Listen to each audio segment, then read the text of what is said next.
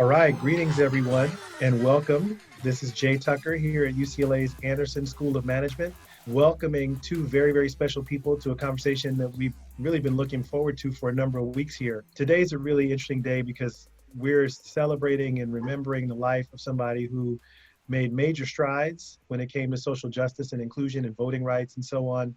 Um, but it's a reminder that everybody loses loved ones and that there are all kinds of things, challenges that we've been dealing with, particularly this year, that um, require, more than just intestinal fortitude, right? Sometimes we need services and products and other things in those tough moments to help get us through.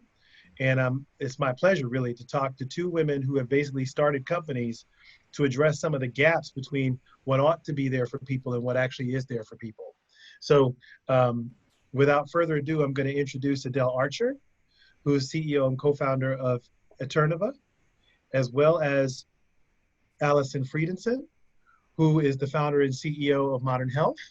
Um, we're going to get into some of the things that they have in common, some of the experiences they've had uniquely, but most importantly, we're going to talk about, I think, how you build businesses, um, with a deep empathy for some of the struggles and challenges that people face in their day-to-day lives. So with that, um, you know, going back to what I said earlier about Congressman Lewis, Adelle, I wanted to start with you. I'm sure, obviously, that people have lots of feelings today thinking about the work that he did and his passing. But that's no different from anybody who loses a loved one, right? Mhm. And obviously, when we get into those situations, people are thinking about ways to keep that connection, keep the memory alive, and so on. Can you just talk about the thinking behind your business? Yeah. Um, but also, in that your own story in terms of kind of how you saw that as an opportunity. Yeah, absolutely. I think sometimes they say life, it doesn't happen to you, it happens for you. And Eterneva, originally, believe it or not, we were just starting a regular lab grown diamond company. We were business students that, saw an opportunity. And right around the time we were launching this company, one of my really close friends and my business mentor got diagnosed with pancreatic cancer, and she passed away.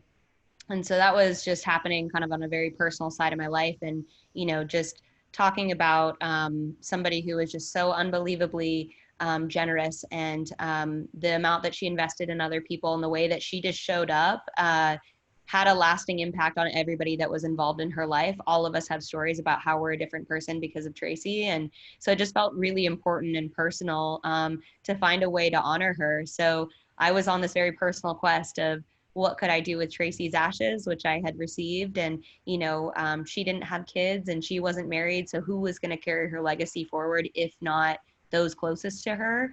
And then over dinner with one of our diamond scientists, he's like, well, I mean, there's carbon in ashes. We might be able to extract the carbon from Tracy's ashes and grow you a real diamond from that carbon.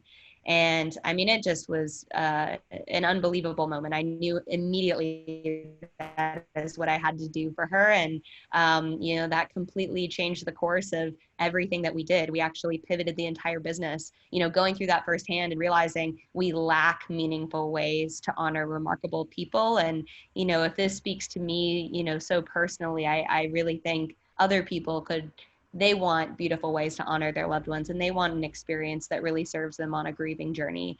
So that was really the genesis of And Eterneva. where are we now? What does Eterneva do? Yeah. So fast forward to where we are today, we started, really what we believed was, we are a beautiful way to honor somebody's life. We take, either their ashes, cremated remains, or even hair, in the case of families buried, and we're able to extract the carbon and then grow a real diamond from that carbon. And what was really amazing from beginning to now is that, this is a super intricate process, as you can imagine. There's so much science and, different stages and intricacy that goes into it. So we wanted to be very transparent. And so we were sharing people updates along the way, what was happening. And what was so kind of remarkable to see was that, that actually ended up really serving people. And so we started kind of focusing a lot on that journey and that experience, and like, how can we make every moment that we share something really magical that people could look forward to. And we learned a lot about grief along the way. You know, we're one of the only services or options out there that's parallel processing with someone's grief. And so we started saying, well, what does it look like to incorporate grief wellness principles into our journey, that somebody can have, you know, a conversation piece to be sharing with loved ones and sharing about their loved one's story and keep talking about them, and, you know, have it not be so weird and taboo and, you know, just something you have to go do in isolation, grieve your loved one after a funeral. And so that's really kind of been this evolution of our identity, is, you know, not a diamond company anymore. We're really a grief wellness brand that's here to change a culture and a conversation around death, grief, and remembrance, and allow for more celebration and allow for it, you know, to not be so taboo. We're all going to experience loss. So, you know, let's support each other on that journey. So that actually, what you just said is a perfect segue to Alyson. Um, you know, this idea of dealing with loss, radical change, trauma, stress, um, you know, especially in the context of what we've experienced this first half of 2020, right? Obviously, there have been a ton of challenges to mental health and wellness, you know, people trying to figure out how, you know, you know, how to manage their emotions and so on.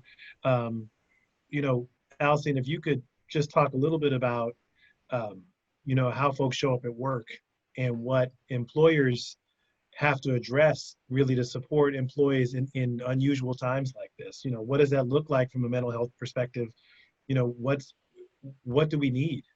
Yeah, no, thanks for asking it, and thanks Adelle for sharing that personal story. It's hard to be vulnerable in front of a lot of people, but that's something that we try to practice specifically at Modern Health. And I guess to share a little bit more about the company and how it got started. So I previously have worked in the healthcare and benefit space, and we started to see that actually mental health very quickly became the number one reason that people went on disability worldwide. So it's the number one reason that people took a leave of absence from work was related to mental health and depression. And it was pretty fascinating to see that it was still such a taboo topic, right? Even a few years ago, it was so stigmatized. The idea of going to get help from a therapist was this really taboo thing, and it meant let's wait until someone's in crisis mode to get help. And really the reason behind all this change is that if we think about the way that we work right now, it's very different than the way that we used to work even a few decades ago. It's kind of crazy to think about that in our lifetimes, you know, it wasn't that long ago that we did not have cell phones and smartphones and laptops, and that we were tethered to technology and always working and always on. You know, people used to work 9 to 5 and they'd go home and they didn't have computers and they didn't have cell phones, and the way that we all operated was very different. And if we think about humans on a biological level, we as humans actually look pretty much the same as we did hundreds, let alone thousands of years ago. So if you think about the rate at which technology has advanced and civilization has progressed, I often say it's like we are a V1 operating system in a V1000 world. So all of us today on this call are actually at higher risk for things like depression, anxiety, stress, related mental health issues than ever before. And so on one hand, we've had all these amazing benefits from technology, right? That's part of why a lot of us are here. It's fulfilling. We have all these massive benefits. But on the other hand, we are living in this new world and trying to figure out how we still thrive in this world where we get these benefits, but can also be resilient to the impact that they have, which to some extent sometimes has a negative impact. And so the idea behind Modern Health was to build a solution that gave people the tools to build that resilience. Because the reality is all of us face things that happen in life that are hard, whether it's loss, whether it's being a new parent, whether it's losing a job. Right now, right, we're seeing all the impact of people's mental health as it relates to racial injustice that of course has been going on, but now is in the forefront of everyone and makes it difficult to even focus at work.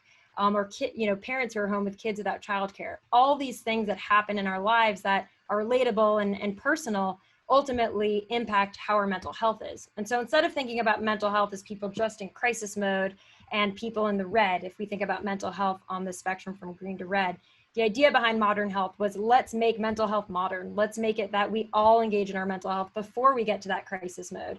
Let's proactively engage and take care of ourselves so that when these things do happen, we're set up for success, to work through it and to get the support that we need. And so we started Modern Health to be able to work with employers so they could offer these solutions to their employees, because we now know, right, there's a close correlation between our personal lives and our professional lives, and if things are going well or not well in one, it's likely to impact the other. And so we work with employers, all shapes and sizes, that offer these benefits to their employees, and through the Modern Health platform, employees can get access at no cost to coaching, therapy, digital solutions, everything from meditation, audio therapy, group sessions, evidence-based courses that help treat things like depression for those who might not be ready to talk to someone yet. And so the whole idea is that there's no one size fits all, but let's get everyone to proactively engage and prioritize their mental health, because it's just as important as physical health. It's harder to see.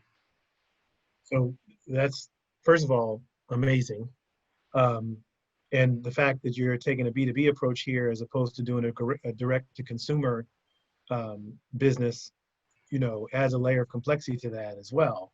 One of the things that I immediately think of is both kind of data gathering and incentives. If you're trying to build a platform so that users can access mental health, who knows when mental health services are needed? Kind of how is that measured? What's the incentive for somebody to actually go ahead and take advantage of the resources that are available? How are you kind of empowering the employer to partner with the employee in terms of managing their mental health?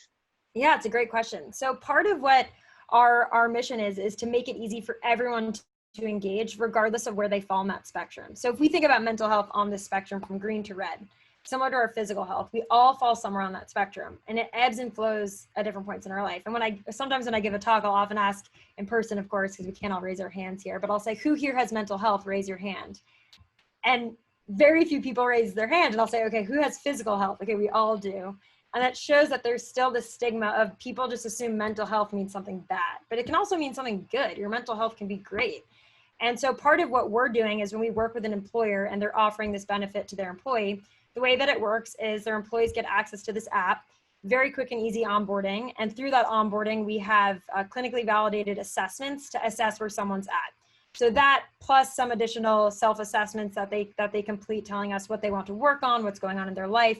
We then triage them to their right level of care, and we personalize the experience for them. So for someone in the green, it might be creating a personalized care plan around meditating more, being more mindful, working on relationships, maybe some digital courses around that. For someone in the yellow, it might be working with a coach on professional development, or maybe they're a new manager. For someone in the red, it might be connecting them to a therapist and having virtual therapy sessions with someone so that they can work on whether it's depression or anxiety, or another mental health issue that they might be working through. And so the idea is that while there's no one size fits all, let's get as many people through the door as possible and then personalize the experience. So no matter where they're at, we meet them, we give them a personalized experience so that it feels relatable and they want to engage. Okay, so both of you have, ventures that are so different from each other, but one of the things that they have in common is that they're really non-standard, right? It's not often that I hear people pitching businesses where they're saying things like, oh, well, did you know that one of the primary reasons that people are out sick is from mental health? Did you know that one of the things we haven't really figured out is, the grieving and loss cycle and how we kind of intervene? Like, that's not usually, who shows up in Shark Tank. But we did. Yes. So I would love for both of you to just talk a little bit about not just the vision that you had, because I think we have a good sense now of what your motivation was, but how did you then turn that into something that you could actually pitch where other people would be excited? And when I say other people, obviously with a new venture, we got multiple stakeholders. There are investors, but there's also employee number one. There's potential consumers and partners and collaborators and so on. So what was, when just looking back to when this all started, how did you put that pitch together? What did you pitch? What did you think about in terms of what you thought was going to be the most compelling part of the story to share with other people to get them on board? Yeah, I mean, I think we had to prove it a lot in the early days. We bootstrapped Eterneva to start. And I think like you hear all of it. You hear in the beginning, turning ashes to diamonds, people are like, I don't know how I feel about that. It's either like, oh my gosh, that's the best idea I've ever heard, or like, I don't know, that's weird because it's, death. We don't talk about death. And so I think for us early on, it was really getting our story right and making this very human. This is not about us. This is not about Eterneva. Like, yes, the technology is interesting, but it's really about these remarkable lives and people, that we're getting this kind of enriched experience of like hearing about every single day. And so we started putting their stories, front and center and just making this very relatable that you're like, oh my God, that sounds just like my mom who I lost to ovarian cancer. Or, like everybody has a mentor that they can think about and relate to, my story. So I think stories help kind of connect it more, because again, we're all going to experience loss. And so that was like breaking that first barrier. And then I think, especially as you start getting into fundraising, just because something hasn't, folks will go based off of like, are there prior data points of like, show me a model that's already worked and then I'll believe it. So I think we had to become our own data point. People are like, yeah, we've seen people pitch these death care companies, like nobody's done it. So, why are you going to be different? So that's, I think, the value of starting with, bootstrapping and really, we talk a lot about creating raving fans within our company of just how can we blow our customers' minds and give them the best experience that they've ever experienced. We have an NPS of 87, and on an average, our customers referring 20 people to Eterneva. Nice. Our fastest growing channel is word of mouth. And so I think when you can show that you're building something way more than just pour a bunch of money into digital marketing and grow this thing super quickly, if you have a tribe and a community and kind of an ethos that's building, and people, you have data to back it, then they start to see, okay, wait, they actually have figured something out here. And I think connecting it all to just a bigger mission, I think that that's what can get people on board. Every stakeholder, we just put such importance on, whether that's a venture capitalist that's, wrote a big check, or, whether that's a supplier that we work with or an employee that we bring on, like they have to believe in what we're doing. Because if they don't, then, this will become transactional and it'll lose the magic and lose the culture that we're aiming to shift. So I want to stick on that point. You talk about suppliers and employees and so on. And you mentioned that you bootstrap. So how big was the original team? I mean, gosh, originally it was, my co-founder and I just hustling, like, and so how did you all over the world. How did you get employee number one? Employee number one, that was, we sold enough diamonds to where we could afford to employ employee number one. And, bless his heart, we actually bought another partner out right as he was starting, and he still decided to sign on with us and take a bet. And I'm really glad he did, because, we've grown incredibly fast since then. And so, yeah, I mean, I think it's just when people see that they're going to have, like, not just, we all want to have impact in our work, but when you literally can see that on the other side of the process that you're working on, you're changing someone's life, I mean, that just, it fills your cup so much, it really does. And you get through obstacles in a way that, when it's not about you, you can overcome any obstacle. Right. Alyson, could you talk a little bit Yeah. about pitching and getting people on board? For sure. So I think a couple things to start that were helpful for me early in my process. So I think first and foremost, in my experience, there's two types of entrepreneurs. One is someone who just loves problem solving. It's almost like the serial entrepreneur. They thrive off solving really complex problems and figuring that stuff out. Mm-hmm. My partner falls into that bucket. He, like, whatever the more complex it is, the more exciting.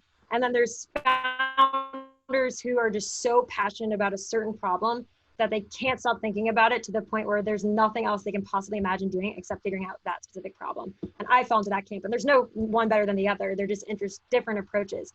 So for me, mental health, I went through my own experiences, everything from my dad had cancer when I was in high school and, was on disability for 20 plus years. I played lacrosse in college, which struggled, in fact, most of the girls in my team struggled with everything from anxiety to depression. And mental health just kept coming up as this thing that was so taboo, and it was really difficult to proactively take care of yourself. And it just kept coming up every turn I took throughout my career.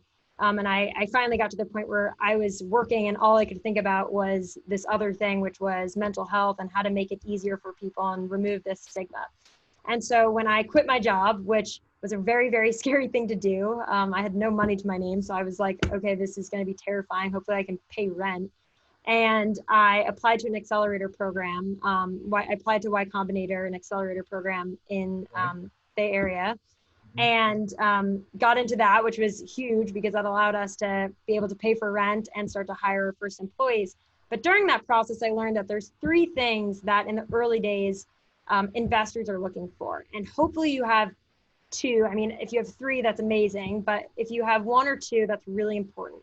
One is, do you have some unique insight into the future that the rest of us don't know about? And I was so convinced and had so much conviction that mental health was going to be this massive thing, that we were about to be on this huge tidal wave where it was going to be the forefront of everything we talked about. And it was still kind of quiet and taboo, but the second that changed, it was going to be front and center. I was like convinced. So that was one, having some unique insight. The second is the founders. Are they the people to solve this better than anyone else? And so convincing investors that because of your background or your personal experience, and it doesn't need to be that your background's in healthcare, mine happens to be, but having some experience that convinces them that you are the person, you're going to be the person that can figure this out, right? And then the third is traction, whether that's growth in users, whether, Adelle mentioned starting to build a community that just was obsessed with the product. So whether that's growth through users or revenue. And we, in the early days, we had no traction, we had nothing, but we believed that we were the team to solve this. And we had some unique insight into the future that no one else knew about, and it was going to happen. And so we really, really hung our hats on those 2 points and convinced investors that should these 2 things hold true, we will certainly get the third. We will get traction, we will get users. And so that allowed us, when we did, when pitching in the early days, before you have any traction, to show that this idea that you have is going to work, gets people on board. And then as you make more progress and raise additional capital, of course, having in the early days around the Series A, it's having traction. Then when you get to the Series B, it's having a sustainable business model. And then when you get to Series C, it's, are you profitable, right? It's all kind of these steps along in a business trajectory. Today so Modern Health has raised $45 million, and we're backed by Kleiner Founders Fund and John Doerr, our major backers. And each of those was somewhat of a different pitch because they were at a different part in our timeline of what we were believing that we could get done, and based on our track record and based on what our insight into the future was. And so I think, for those out here who are thinking about starting companies or, trying to figure out how they're pitching, I think it's helpful to start to think about those 3 buckets and really being passionate about what you're doing, of course, and believing so much and having conviction and being so just dedicated to wanting this thing to come alive. When that is authentic and that is true, it's like unstoppable. And so you have to believe in yourself. If you don't believe it's going to happen yourself, then it doesn't. You have to truly believe in yourself and truly believe in this thing that you want to build needs to get built, and that the world would not be as good of a place without it. And that comes through when you're pitching, and it really does with investors. I could not agree more with that. That is so on point. So talk about, I'd love for each of you just to share an anecdote. I'm sure you took tons of meetings in the early stages, trying to figure out where you could get some help, where you could get some support, funding, et cetera. Can you talk about a time when you learned something about how to improve your pitch? I can take that one first. So I think one thing that I learned, which was super helpful, was that really the best businesses think about, is this a problem we're solving? Not, is my solution the best solution? And that allows you to be super flexible in your approach. So if you're pitching, you're so focused that this is the only way to solve it. So let's take an example. Let's say that we believed at Modern Health that the only way to solve mental health was through seeing a therapist, and everything else out there wasn't going to work. Well, there's so many reasons why that ultimately won't work. It's not scalable, it's too expensive, like the list goes on. But let's say we just fundamentally believe that. If we're going in and pitching that, people can start to poke holes. But what matters way more is the overarching problem that we're trying to solve. We believe that mental health is a big enough area that people are going to eventually, everyone is going to need to proactively engage in their mental health. We will need more accessible solutions. And so reframing your focus in your mind of what's the problem I'm trying to solve, and being flexible in your approach to getting there and open to different ideas and suggestions. The reality is most products pivot along the way and really, really change, and how you approach it might change. But just coming back to what's the problem that I'm trying to solve, what's that overarching theme, that was really, really helpful for us in the early days. Yeah, I love that. I think like in line with that, it's really kind of figuring out what your objections are going to be beforehand, and just making sure that you're nailing them within your presentation. So for us, we're a high average order value product. On average, somebody's spending between 8,500 to like 10 grand. So everybody's going to think like this is only for the wealthy. This is inaccessible, to the rest of the population. What's your, kind of mass market play, if you will. And so I think you need to really go in there, showing kind of total addressable market, breaking it down, showing how your funeral partners are goaling themselves on, sell through, and that this isn't just for the wealthy. And, so I think that was really helpful, understanding what those objections were in the beginning and almost practicing on different investors that may not be on your top tier list, to feed them or to suss them out, so that by the time you get to investors that are like, here's who I really, really want on board, you've just really, really nailed it. And another thing that's been, I think, just so wonderful and so helpful, our first round, we did only a strategic angel round, and every single person that joined was a prior founder and entrepreneur. So all of them had, big exits under their belt. So they're just a very empathetic and awesome investor. They understand that, there's highs and lows in building businesses, and they, just have realistic expectations of, challenges you'll encounter. But then B, they're just the wind at your back. They're your biggest cheerleaders. They open so many doors. They're so helpful, and they have a lot of operational experience and kind of can help you think through different challenges.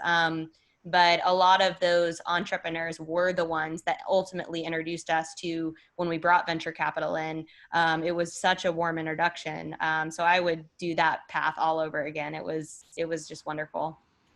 So Alyson mentioned the idea of pivot, and Adelle, you were talking about highs and lows. Were there times when you thought maybe we're not in the right business? Maybe we have to rethink this? And if so, like where did you land? Yeah. I don't think I ever had a question of like, am I in the right business? I was like, holy cow, like the world, heaven and earth changed to tell me that this is what I'm called to go do. Very much in that bucket too, that Alyson was describing. But we've had our challenges along the way for sure. I mean, right in the beginning, we had to buy a business partner out, which for anybody that's gone through that, it's probably one of the most emotionally challenging things that you can do. There's lots of hard business problems you'll face, but when, people are involved, those are tough. We've had our entire supply chain go away overnight, and had to get scrappy and be like, okay, we have 30 days to, figure out what we're going to do. What did you do? We got on a plane to Germany and, found another partner that did not at all want to work with us, and just sold and sold and sold and sold until they saw the opportunity and agreed to work with us. And we had a bunch of orders in flight, and we saved it, like not a hiccup in the experience for everybody that was involved. But yeah, you just got to be like, okay, if there's only a few paths, like we've got to make the path work. So yeah, I mean, I think all of those, and we've had plenty of other challenges, I think, along the way, but, kind of going back to that idea of, especially, supply chain being a great one, is like, when you're not doing it, I think what's powerful about that second archetype that Alyson was describing is, when it's coming from a place of believing that this needs to exist in the world, and knowing that, this is going to impact so many people. Like, our goal is to change a culture, and we can't let people down. Like, this needs to go exist in the world. So any challenge that, is facing us, we can't give up on. Like, the stakes are too high, Yeah. Alyson, you mentioned this potential challenge of kind of looking at the business too narrowly. But just again, in the context of potentially pivoting or rethinking the business, did you guys find yourselves in a position, even with all the preparation, where you felt like you had to rethink any aspect of the business? Yeah, for sure. I mean, everything from our pricing model to how would the unit economics of our business work. I mean, constantly thinking about it, still thinking about it to this day, and trying to be flexible in our approach and always try new things and get creative on how we can make it more effective and more efficient and more accessible and more cost effective too. There's so much opportunity in the mental health space, and I think we're just scratching the surface. And so it's humbling knowing that and being open to things as opportunities arise. So I think, I mean, certainly in the early days, it's hard to not go back and forth and kind of jump around from different ideas and kind of see this shiny ball over there and say, oh, maybe we should go do that. Like some company crops up and maybe it's working well for them. But I think it just goes back to asking what's the best way to solve this problem and what's that problem that we're trying to solve that really, really helped we even thought about at one point, we were like, should we get into, because this whole idea that we found, the number one reason people are going on disability is mental health. And then we were like, wait, should we be in the disability business and administering that? Because that's on the rise. And, you get distracted along the way. We were like, wait a second, no, we're here because we want to solve this problem. So let's stay focused on that and remind ourselves. So it can be tough for sure. But I think the biggest thing is just coming back to that problem that you were so passionate to start in the business, start the business in the first place. I understand. And in both of your cases, part of this has to do with having a certain amount of empathy for the folks who need you. I can imagine it'd be tricky to separate your perceptions and your sympathy for others from the kind of the actual user needs. Mm-hmm. Right? That you probably, as you kind of investigated what was going on in the market, you may have discovered that there were some things that didn't track with your personal expectations, your personal understanding of the situation. First of all, can you talk about how you identified any assumptions that you were making, and then kind of how you either validated them or disproved them? Mm-hmm. Yeah, I mean, that's a great question. If you haven't listened to Brian Chesky's interview on Built to Scale, I think it was the podcast, he just talks a lot. I mean, similar to kind of talking about raving fans, it's just like spend as much time as you possibly can with your customer. Like he went and lived in their homes for practically half a year. And so we're just maniacal about that. I do a quarterly feedback tour with our customers. I have a customer advisory board. When we actually bring the diamond home at the end of the process, we call it the homecoming. We make it this incredibly special event. And if anybody is, within like a 5 hour radius of us, one of our team members goes and hand delivers it so that we get to, be a witness that day and like see the value that it's adding and spend time in their home with them. And, those insights are just absolutely invaluable. Like you're not going to pick that up behind a computer screen. Whenever I travel to a new city, I look up what customers are in that area, see who I can, take to lunch. But then there is an element of, if you're doing something really innovative, it's always the like, people don't really know what they want. So you have to just say like, okay, we have this like crazy vision. Here's what it looks like, would this blow your mind? And so almost there is some kind of, you have to have the idea and the vision for it and then implement it and see what people's reactions are, not just asking them, well, what do you want? Because they don't always know. But so have a good gut instinct on that and keep iterating, innovating until you nail it. And I would certainly second that. I feel like if there's one thing to take away from when you're first starting a company, it's just obsessing about your users. Because at the end of the day, they're going to drive the entire business, right? It's those people who become your early champions that you want to obsess about and learn from them. And why are they champions? And what do they see that other people don't see? And usually that's a great predictor of whether you do need to pivot in a certain area or iterate or try something new. But you can just learn so much valuable feedback data from your users. And I'd say in the early days, like really getting in there and talking to people, experiencing it yourself and having empathy to that experience is huge. It's crucial to be able to continue to innovate on the product and make progress there. Mm-hmm. Right. So I want to give other folks the chance to ask questions. Those of you who are in part of the session today, please feel free to use the chat function. If you move your mouse down to the bottom of the screen, you'll see a little word bubble. Click on that, and you're more than welcome to add some questions to the conversation via the chat function. Just type them in and we'll work them in. Happy to make that happen. We've got about another half an hour or so left in the conversation, so please feel free to jump in. One of the things that I wanted to make sure that we talked about, though, because I'm so personally impressed with both of you in terms of what you've been able to accomplish and what motivated you to get started. I want to talk about leadership, business leadership, right? Obviously, it comes across very, very clearly that you are committed to a certain outcome, right? Mm-hmm.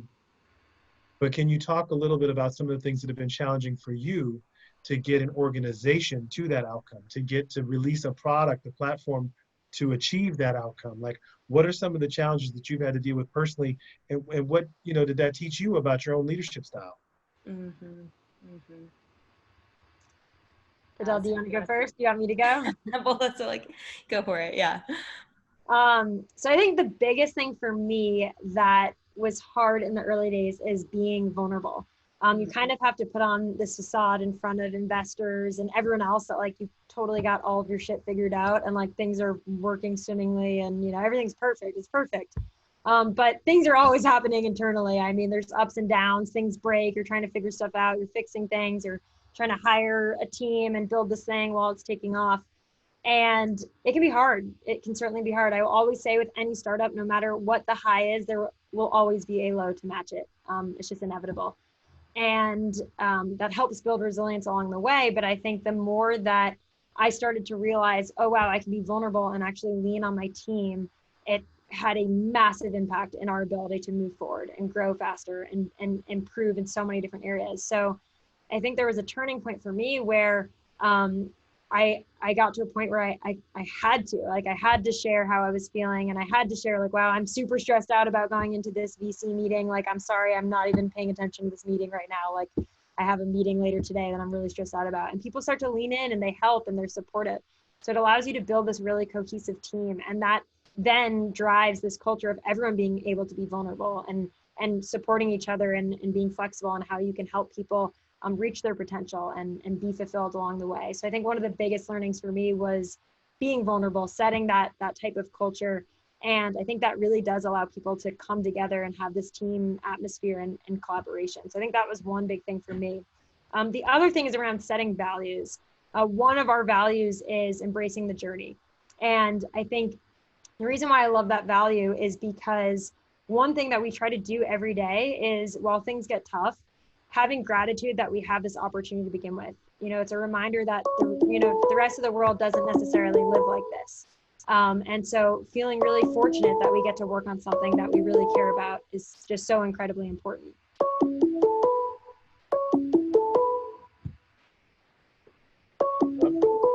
I'm just trying to figure out where that audio Someone is coming dialing from. in, yeah. Hold on. All right. So, you know, what you just said, Alyson, has me wondering if you guys would have been clients for your own service, right? You're talking about dealing with low moments and trying to be vulnerable and setting a value, having a value-centered team. Obviously, what you guys were trying to do and achieve is going to make it easier for everybody else's employees to deal with times of stress.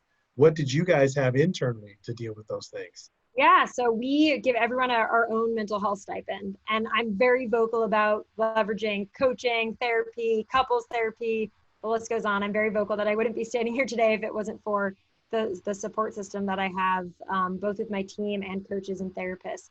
And so we offer that to all of our employees, a $2,500 mental health stipend for them to actually use our resources and get the support that they need. Love it. And Adelle, leadership, dealing with challenges. What did you know? Talk to me about what you've learned along the way.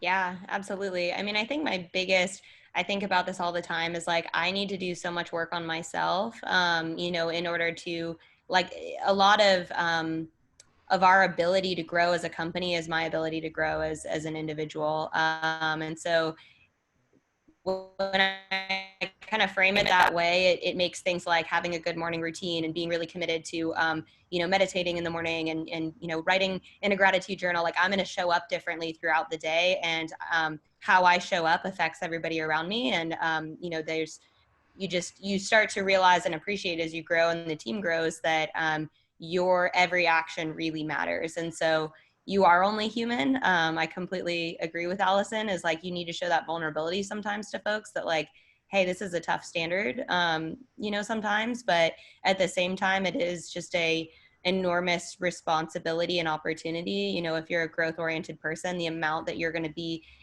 your capacity is just going to be unbelievably great, if you really embrace that. And, I fully agree with developing those core values and having them be part of your everyday language. We every single week have a rotation where we're doing a different value highlight of like just, and the team is completely owning it. Hey, this person showed up and really got their back, and here's why, and here's what that looked like, and just having a language around that. And then, really leveraging different resources. We had a 3-part series recently with a grief therapist, and like actually doing our own internal grief work, and I think I love what Modern Health is doing, because it is a lot of otherwise it's a lot of pressure on the leadership team to just be showing up and saying all the things that need to be said, especially during COVID right now. It's everybody is riding emotional roller coasters, and so if you don't have kind of those resources, whether they're therapists or whether they're mental health stipends, like it all becomes more pressure on the leadership team to say exactly the right thing in the weekly meeting. So I think that that's been another important lesson, is just like distribute that, the kind of all of those exercises, and make sure you're leveraging all the tools that are out there to really serve your team. So just, I mean, we haven't even talked about coronavirus in the context of your own businesses. Has it impacted your business? Certainly has seen a massive influx of people using our product because of stress and mental health issues related to coronavirus. So we've seen over a 50% increase in activity in our product since shelter in place started. 50? Yeah. Okay. So certainly has made a massive impact. I think, mental health had become a number one priority for employers pre-COVID world, but has just accelerated this whole process. Employers, it has across the board just become a number one priority for everyone in order to continue to support their employees during this tough time and allow them to build the tools that they need to be resilient so they can continue to be productive and support their family and kind of navigate this new world that we're all living in. Mm-hmm. Adelle, any impact to your business? Yeah, really, really enormous impact. I mean, to our industry as a whole, as you can imagine, with all that's happening, we have closed a lot of our brick and mortar institutions. So funeral homes are, pretty much they've had to completely take what was a very analog business completely online overnight.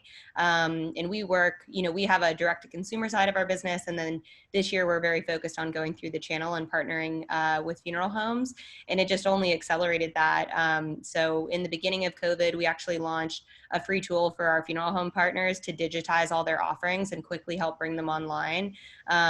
Because like they were seeing unprecedented volumes of families they were needing to work with. So they didn't really have the tools to just, kind of do that business transformation at the exact same time. So that was one way we were able to add value. And, we were also seeing that there was a shortage of PPE gear for funeral homes because they weren't being classified as frontline workers in a lot of states. And so raised, a meaningful amount of money to go and send masks. And Mark Cuban's one of our investors, and he, recorded an amazing video to thank our frontline workers who are funeral directors. So that's been on kind of the industry side. And then, on our customer side, unfortunately, people are not able to gather right now to have funerals. And that is such an important ritual. It's our only ritual. I think there's so much to grief. Grief lasts a very long time. And, to really heal across a grieving journey, there should be many rituals that are happening along the way. But, our one ritual that we have that really helps is having a funeral and having that physical touch and that hug and that comfort of your community coming together. And so when you don't have that,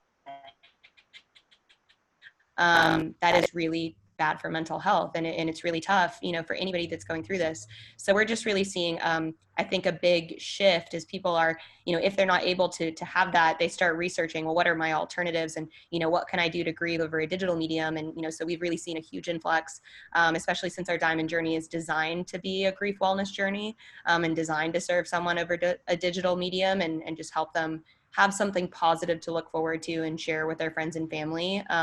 So it's, we've certainly seen a huge impact on both sides. And I think have just been able to add a lot of value, at this time where people are also just talking about grief more than they ever have. You know, death was like such this taboo thing that we put in a box and never talked about, you know, but now it's so much more present in all of our worlds. And so there's just an openness to having the conversation like we've never seen before.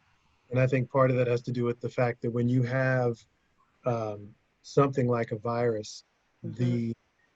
the people impacted by death, right? The people dying, because everybody's impacted by death, but the people dying jump across different demographics, right? Normally we talk about um, a life cycle where people dying of natural causes. We expect that to happen after 7, 8, 9 decades. Mm-hmm. With a virus like this, we're seeing lots of cases where people are much younger than that. And so that disrupts kind of the normal cultural way that you start to understand how death touches you, Mm-hmm. right? And 100%. so that's a whole separate, conversation around, how people's awareness has been raised now to Yeah. start thinking about some of these issues, I think, a little bit more consciously and discussing them a little bit more publicly. I don't know if we've gotten rid of the taboo, but I think that the need has made it such that people are stepping into some spaces that are a little less comfortable for them because they recognize they have to. We've seen an enormous jump with many of our partners who are in the pre-need space, which is planning ahead, you know, for your own, what do I want, you know, and putting a will together. Like they've just seen an unprecedented volume of people saying, okay, I should probably put these plans in place. And I think where we try and serve people in the conversation we're really leading is around, you know, okay, but what about those that are left behind in the wake of loss and the grief wellness journey that they need to go on, because both sides need to be thought about. Yeah. And Alyson, we talk about this, this issue of kind of running services through partners and collaborating. I love what Adelle was talking about in terms of thinking about making sure folks have protective equipment and, making sure that from an infrastructure point of view, they can still do what they're supposed to do. Are there any things that you guys are doing with the employers who work with you to help make them more effective right now? You said a 50% increase in demand. I suspect that some of your partners could use a little bit more support and guidance. Yeah, for sure. It's a great question. It's a great point. So yeah, the short answer is yes. One thing that we've done in response to a few things that are have been occurring this year have been these group webinar sessions where we have a coach or a therapist or an expert host these sessions, and actually anyone can call in, but sometimes we have them be employer specific. We recently launched them in regards to all the racial injustice happening, and we've been doing allyship trainings. We've had webinars where allies can come together, and we've also had racial healing where we're working with Black providers to come on and create a safe space where people can heal together. And the feedback has just been overwhelmingly positive. And I think the biggest thing there that we're seeing is there's some nugget there that shows us people want to heal together. And there's this community aspect where people want to come together and they want to feel heard and they want to be able to be vulnerable. And so creating a community around that is something that we've seen to be incredibly powerful. So we're just continuing to double down on that, in fact, and we've done over 100 webinars to date, and this year rather, even in the past several months. And the engagement and the attendance has just been, above and beyond what anything we could have ever expected. So over 100 webinars, that means what, 3 a week? A lot, yeah, at least 3 a week. Yeah, probably more.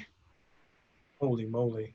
All right. So, one of the things that I'm curious about, especially because we've talked a lot about people in this conversation, and I do want to make sure that we talk a little bit about data and tech.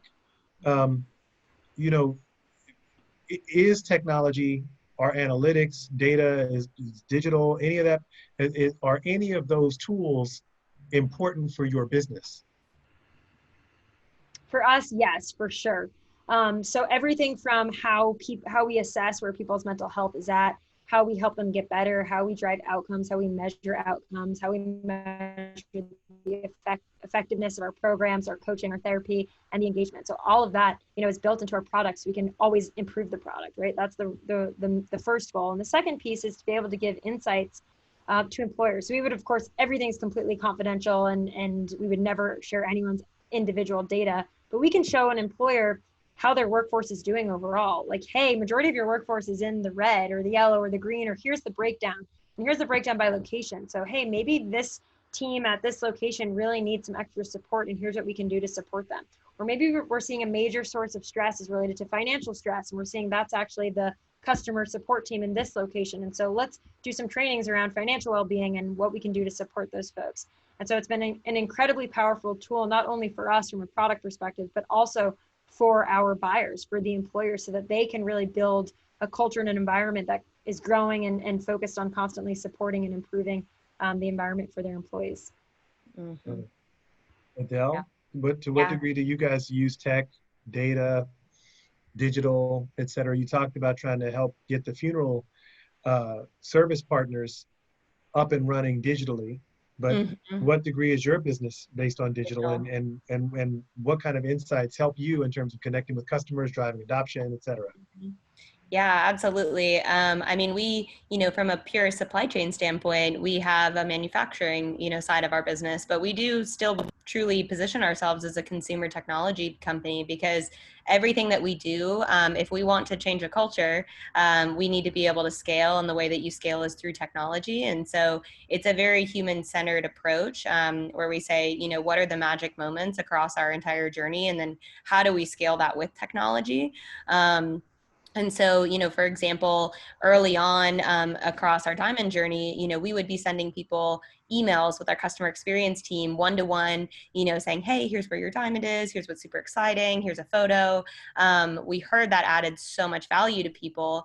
So we say, okay, well, how do we up the ante here? And let's do really powerful video storytelling, and, kind of think through all of these different magical moments. But, with that, you say, how do we do that at scale, thinking kind of 3 years, 5 years down the road, and not lose the magic, but make sure it's well automated, make sure that, all of those pieces, those kind of connective tissue pieces, can be powered by tech. So now our journey is through a dedication page, and it has all of those magical moments getting posted. It makes it more accessible to friends and family to subscribe to the page, for everybody to follow the diamond journey, to encourage sharing to social media, and then it frees our team up more to just do more one-on-one relationship building and, value add. So it's kind of looking at your entire end-to-end journey and saying, how can we add more value, and then how can we save more time, so that we can make sure the human element really gets prioritized, and there's not tasks that are being consuming people's time. We want them to be highest and best use with serving our customers. Totally understand. And it seems to me that you mentioned social media sharing and all this stuff. We've kind of turned a corner when it comes to consumers, right? That whether we're talking about employees and how they show up at work, we're talking about how people select goods and services, right? A lot more of that is done digitally, a lot more of that is mediated through other platforms that you don't necessarily control. And so it strikes me that while, of course, having access to those tools really makes it easier to, from an operations perspective, to get some of your key objectives accomplished. But it would seem like, social media and some of the culture that comes from social media can create its own challenges as well, no? In which way? Well, for one, you don't always get to control the conversation. For two, Yeah. You don't always get to drive discovery, right? Mm-hmm. If people are spending their time on platforms that you don't own, and you can't necessarily make sure that people can become aware of what you have to offer, Mm-hmm. Then you can potentially be left with a situation where you have to either find ways to get them to leave the platform so you can engage with them in ways that you can control, or you have to find smart ways to leverage the platforms that they're on so that you can get in front of them as well.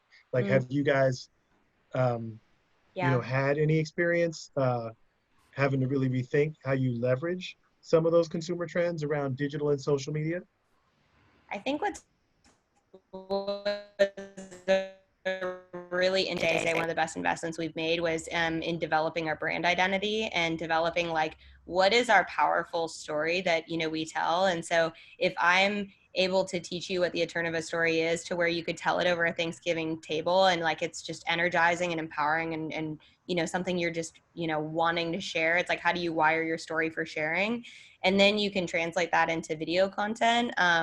that's just what's performed really well for us. Like one of the first things that we had go viral was a 60-second documentary, which is a platform on Instagram.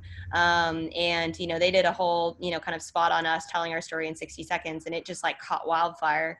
And so we ended up, you know, bringing a videographer in full time that specialized in that kind of content. And we just had hit after hit after hit. And they're all about these amazing stories, you know, of our customers. And it's been pretty amazing to also see like how our customers are organically using it as well. Like we've had 12-year-olds that have raised enough money to do a diamond for one of their parents that they've lost by asking people on TikTok to Venmo them $1, you know, and like that catches, you know, wildfire. And so I think like when you have a really cool community, when you have a powerful community, a powerful story, and they're all rallying around it, you know, those stories are going to be what really allow you to organically shape the conversation. And then it's amazing to see where your tribe takes it.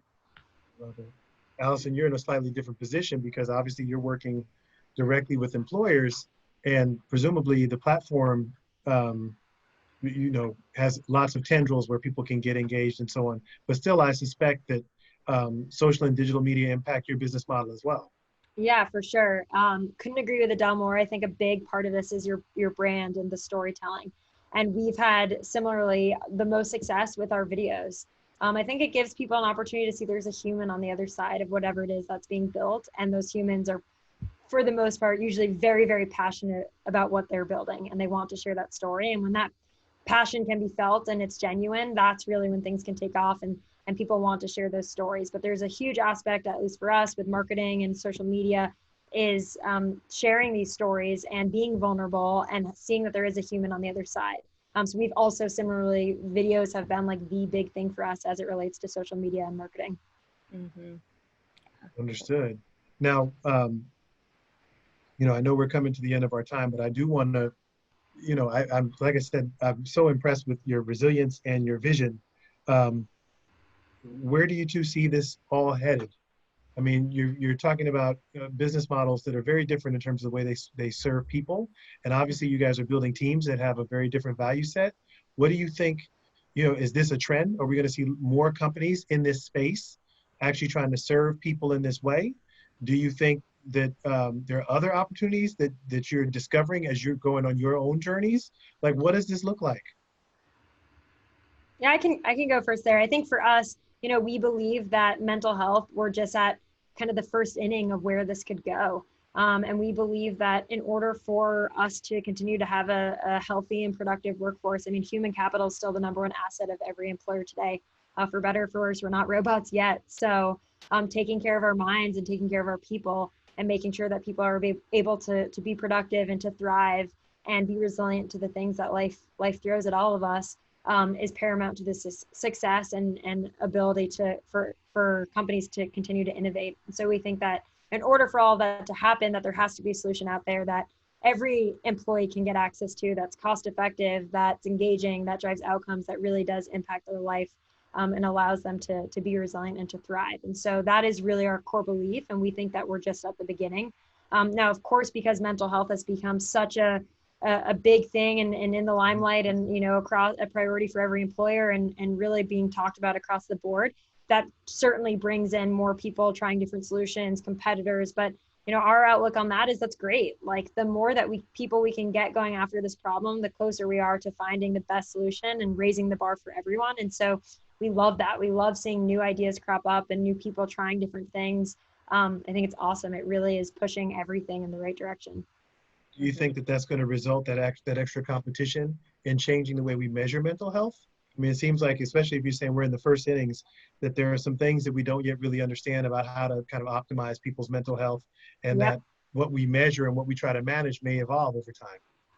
100%. I mean, I think one of the hardest things about mental health is unfortunately we can't cut open our brains and look inside. And so most of it is self-reported. Whereas other things, you know, if you break your knee or you need knee surgery, someone can go in and kind of see what's going on. But mental health is self-reported and things ebb and flow so much in our lives. So I 100% agree that yes, things will certainly change. There'll be development on how we measure mental health, how we get a better handle on how we're doing, and assessments and assessing ourselves and tracking that over time. I think there's a huge opportunity there. And Adelle, any thoughts about your future, the future of this space in terms of memorializing loved ones? Yeah, absolutely. I mean, I don't even know if we're at the first inning yet. Like, I think what is actually, there are a ton of parallels between our businesses. And I always say that it's the headspaces, the Calms, the Modern Healths that have opened up a conversation around anxiety and depression that's allowed us to take it to kind of the next frontier of that, which is grief. So I'm very grateful for the foundation that they've laid and for the openness and receptiveness that we're being met with because of their work. And, I think certainly what we've seen and what we've designed so far, with thinking about grief wellness and, what does it mean to be on a grief wellness journey in the wake of a loss? And, what does it mean to continue to keep somebody's story alive and to engage with somebody who's grieving and, to find brightness and healing and growth, through a very challenging life experience, is we're beginning to actually develop kind of our own model and framework that might be helpful to many people who are grieving. And so we're doing things like working with Baylor University, to develop new grief theory around some of the things that, we've discovered through our process. And so I think that there's a lot more work to be done there with in partnership with the academic community, and then really kind of expanding, the nature of what we do to serve as many people as possible, because it's the underlying principles and fundamentals of grief wellness that resonate with so many. And so the diamond may not be the right option for them, but there is an option that is right, where perhaps it's an experience that is right. So by powerfully focusing on being the leading grief wellness brand in this space, and honestly one of the only brands that are truly being built in this space, and building that community and that tribe, it allows us to really expand all of what we're doing. So our North Star, is serving as many people as we possibly can, having anybody that is touched by grief coming to Eterneva, for a perspective on it, and really changing the face of this industry as we know it to not be something that, doesn't feels cold and, uncaring and unsupportive and isolating, having it be an isolating experience, but rather driving a culture and a conversation that is open, receptive, and, allows us to comfortably talk about our loved ones and, allows us to be supported on this grief journey. So we're excited to lead that movement. And I'm excited to hear that you're working with academia. Guys, Yeah. I think you should have heard her mention Baylor University. I'm just going to point out that there is a public school on the West Coast that might be interested in potentially helping gather some insights. I'm not going to mention any names for purposes of this show, but it rhymes with Lucy Welbay. There might Yes. be, anyway, listen, you are both amazing, amazing business leaders and entrepreneurs, and your story couldn't be more compelling. Thank you so much for sharing your time today and your insights and your candor with the folks who joined. Please stay in touch. We're rooting for your success. But we're just amazed by what you've done. Thank you. Thank you so guys much. so much. Yeah. Awesome conversation. Great questions, Jay. Thank you. And Alyson, you're a badass. You are too. Air high five, everyone. Right. Thanks, guys. Thank you. Take care.